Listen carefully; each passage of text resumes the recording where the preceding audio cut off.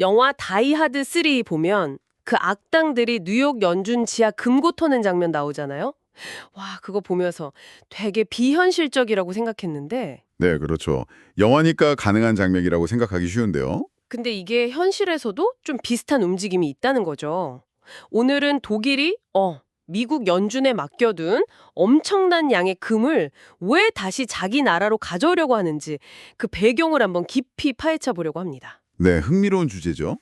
저희는 최준영 박사 유튜브 채널의 분석 자료를 바탕으로 이 움직임이 대체 뭘 의미하는 건지 당신과 함께 좀 자세히 들여다볼까 합니다. 이게 사실 단순히 금을 옮기는 차원을 넘어서요.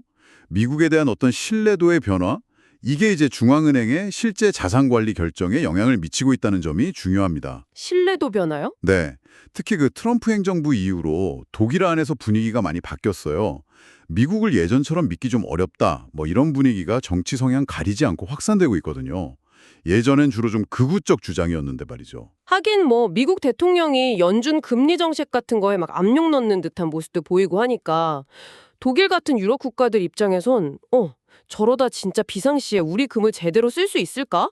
이런 현실적인 불안감이 들 수 있겠네요. 맞습니다. 연준의 독립성에 대한 의구심이 커진 거죠. 거기다 뭐 유럽 납세자 협회 같은 일부 NGO들도 이제 목소리를 내기 시작했어요. 우리 금은 우리가 갖고 있자, 이런 식으로요. 근데 애초에 독일은 왜 그 많은 금을 독일에 안 두고 미국에다 맡겼던 건가요? 아, 그것도 다 이유가 있었죠. 역사적으로 보면 2차 대전 끝나고 독일이 서독이죠. 완전히 폐허 상태에서 경제 부흥을 하잖아요. 마샬 플랜 같은 걸로요. 네네. 라인강의 기적. 그렇죠. 그러면서 50년대, 60년대에 미국 상대로 무역 흑자를 엄청나게 봐요. 달러가 막 쌓이니까 이걸 금으로 바꿔서 복원한 건데. 아하. 근데 당시는 냉전 시대였고 서독은 동독이랑 딱 붙어있는 최전선이었잖아요. 그러니까 혹시라도 전쟁 나면 자산 날아갈까 봐 불안했던 거죠.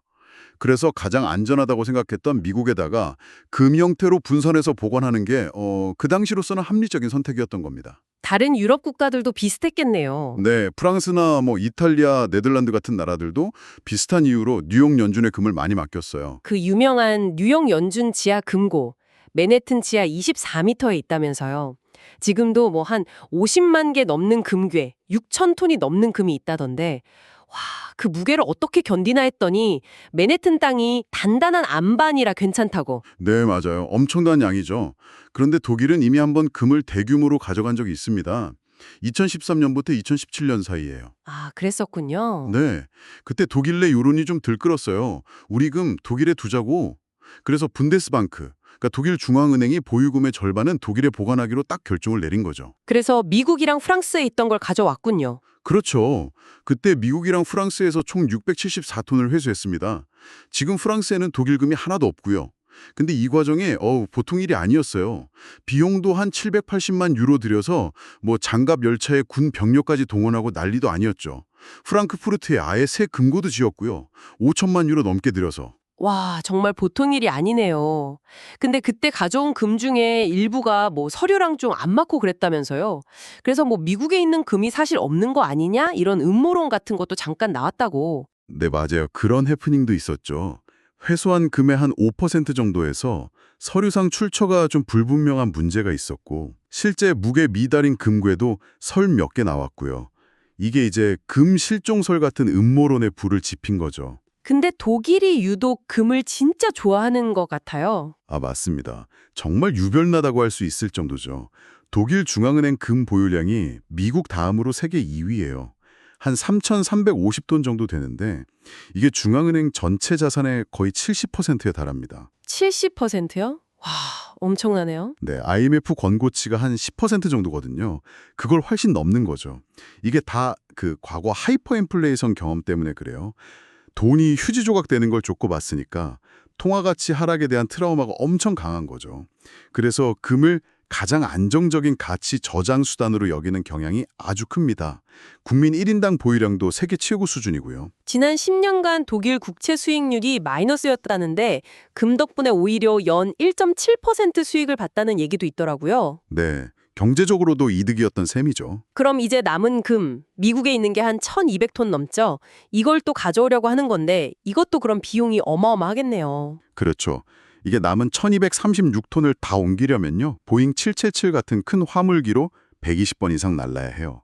계산해보면 보험료만 해도 한 2,700만 달러, 운송이랑 보안 비용이 또 한 920만 달러, 거기다 프랑크푸르트에 또 금고를 지어야 할 테니 그 비용까지 하면 전체적으로 1억 유로, 우리 돈으로 1,400억 원이 훌쩍 넘을 거라는 예상이 나옵니다. 1,400억 원이요. 정말 상상을 초월하는 비용이네요. 네. 게다가 이제 분데스방크 쪽에서는 뉴욕 연준이 실사 같은 거 할 때 좀 비협조적이라는 불만도 있다는 분석이 있어요. 뭐 불시에 가서 보려고 해도 안 되고 꼭 72시간 전에 통보해야 하고 또 금괴 이력 추적 시스템 같은 것도 스위스 은행 수준으로는 안 해준다는 거죠. 그런 내부적인 불만도 있군요. 미국 입장에서는 그런 좀 불편하겠네요. 공식적으로는 뭐 반대 안 한다고 하겠지만 속으로는 좀 그렇지 않겠어요? 당연하죠. 독일 같은 핵심 동맹국이 이렇게 금을 빼가겠다는 건 이게 일종의 달러나 미국 시스템에 대한 신뢰의 하락 신호로 해석될 여지가 충분하거든요. 다른 나라들도 따라서 우리도 가져갈래 할 수도 있고요. 바로 그겁니다. 이탈리아나 네덜란드 같은 다른 유럽 국가들이 연쇄적으로 금 인출을 요구할 가능성을 우려하는 거죠. 과거에 그 1970년대 프랑스 드골 대통령 기억나시죠? 달러를 금으로 바꿔달라고 요구해서 결국 달러 위기를 초래했던 금 태환 요구, 네네. 그런 역사적 경험이 있으니까요. 또 독일이 이렇게 대규모로 금을 옮기면 금 시장 자체에도 영향을 줄 수 있어요. 수요를 자극해서 가격 변동성을 키울 수도 있고요. 실제로 2013년에서 2017년 소만때도 금값이 좀 올랐었거든요. 결국 이 독일의 금 본국 송환 요구는 단순히 그냥 자산을 여기에서 저기로 옮기는 문제가 아니라 국제 정세 변화 속에서 미국에 대한 신뢰 문제, 그리고 금융 시스템의 안정성에 대한 어떤 근본적인 고민을 보여주는 현상이군요. 정확합니다. 이 사건은 사실 당신에게도 시사하는 바가 있어요. 글로벌 동맹 관계가 어떻게 변화하고 있는지, 또 이렇게 불확실성이 커지는 시대에 실물 자산인 금이라는 게 여전히 얼마나 강력한 안전판 역할을 하는지를 보여주는 거죠. 그러네요. 영화 다이하드 3에서는 독일인 테러리스트가 금을 훔치려고 했지만 2025년 현실에서는 독일 중앙은행이 자기네 금을 사실상 비우려는 움직임을 보이고 있다는 게 참 아이러니합니다. 이렇게 주요 동맹국마저 자국금을 직접 확보하려 한다면 우리가 그동안 당연하게 여겨왔던 현재의 국제 금융 질서, 그 안정성이라는 게 과연 얼마나 견고한 걸까요? 이건 한 번쯤 깊이 생각해 볼 문제인 것 같습니다.